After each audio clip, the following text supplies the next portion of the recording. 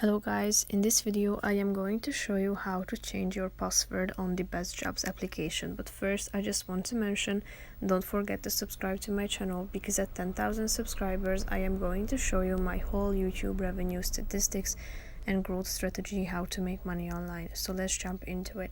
First of all, open the application on your phone.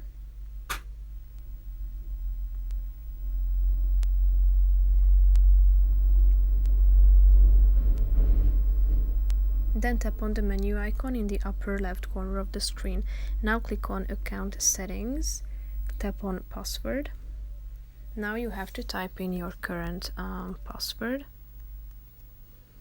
and your new one.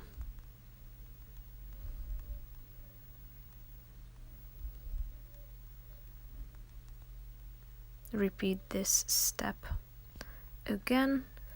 And if you are done with these steps, all you have to do is clicking on the button saying save in the upper right corner of the screen. So now your password has been updated, it has been changed to the new one. So that's pretty much it for this video.